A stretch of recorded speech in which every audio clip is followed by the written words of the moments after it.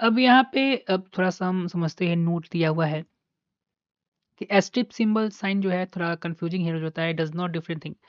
ये जो है हमारे कोड में जो है कुछ अलग नहीं है, इसके बाद समझते हैं। When used in declaring the pointer, कुछ इस तरीके से हम जो है इस साइन स्ट्रिप्स का जो हम है यूज़ करते हैं पॉइंटर को डिक्लेयर करने के लिए। इससे पहले हमने एग्जांपल देखा था, क्रिएट अ पॉइंटर, ठीक है? पॉइंटर को हम लोग क्रिएट करने में सिंबल का इस्तेमाल करते हैं, ठीक है?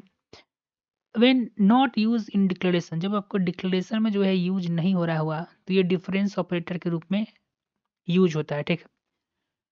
डिफरेंस ऑपरेटर होता क्या है? It is the difference operator also known as the indicator. ये क्या है? इंडिकेटर का काम करता है। Symbol use in programming language to access the value store at the memory address point to by the pointer. Reference operator किस चीज़ में मदद करता है? देखिए, ये सिंबल जो है स्ट्रिस का, ये मदद करता है किस चीज़ में? सिंबल यूज्ड इन प्रोग्रामिंग, ठीक है? प्रोग्रामिंग में यूज होता है to access the value at memory address memory point. Access करने में, ठीक है ना, उस वैल्यू को हम पहुंचने में मदद करता है। जो वैल्यू जो है उस मेमोरी एड्रेस पर जो है पॉइंटर द्वारा जो है स्टोर किया गया है, ठीक है? अगर डिक्लेरेशन में जो है यूज़ नहीं किया जा रहा है, तो स्ट्रिप जो है हम अगर यूज़ किस में करते हैं? एक्सेस करने में, मतलब उस मेमोरी एड्रेस पर कौन सा वैल्यू स्टोर है, ठीक है ना, वो उसको एक्सेस करने में अ, जो है स्ट्रिप सिंबल जो है यूज़ करता है। इस एग्जांपल में थोड़ा मैं आपको पूरा क्लियर होगा, ठीक है ना? यहाँ पर तो पहला तो स्ट्रिप सिंगल यहाँ पर एक तरीके से डिक्लेरेशन में जो है यूज़ कर रहा है, ठीक है?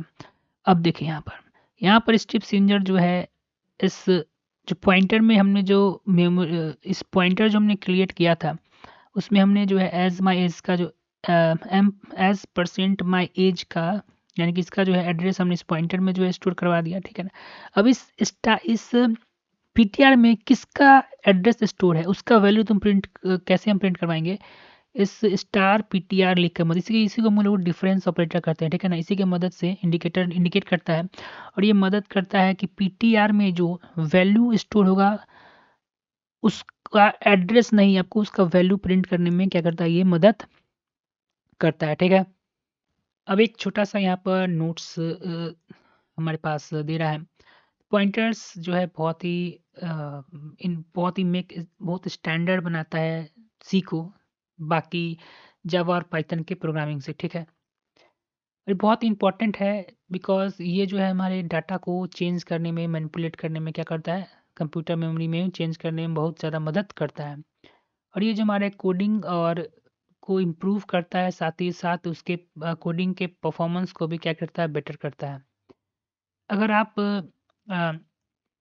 डाटा स्ट्रक्चर से जो आपने पढ़ा है, जिसमें इसमें कंसेप्ट होता है लिस्ट का, ट्री का, ग्राफ का, तो इसके बारे में जो है आप पॉइंटर्स इज़ यूज़फुल कितना ज़्यादा है पॉइंटर है, इस सब कंसेप्ट में, ये इम्प्लीमेंटेशन में, ये डाटा स्ट्रक्चर, लिस्ट, ट्रीज़, ये सब जो है, जब आप सी की मदद से डाटा स्ट्रक्चर पढ़ेंगे तो ये कंसेप्ट्स जो है आपके को उसमें समझाया जाएगा, ठीक है?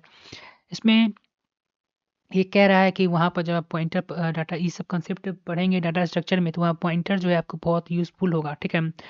Specially use for implementing those is जो अपने ट्रीज़ और ग्राफ पर जो क्वेश्चन आप बनाएँगे, तो इस समय जो है पॉइंटर काफ़ी जो है यूज़फुल रहता है हमारे लिए।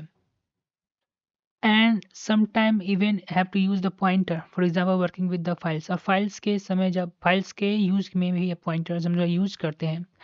बट यहाँ देख रहा है कि पॉइंटर में पॉइंटर को जो है बहुत ही सावधानी से केयर करना चाहिए, क्योंकि इसमें पॉसिबिलिटी बढ़ जाता है जो ये जो पॉइंटर जो है डैमेज कर सकता है डाटा का जो आपके मेमोरी एड्रेस में जो है स्टोर है।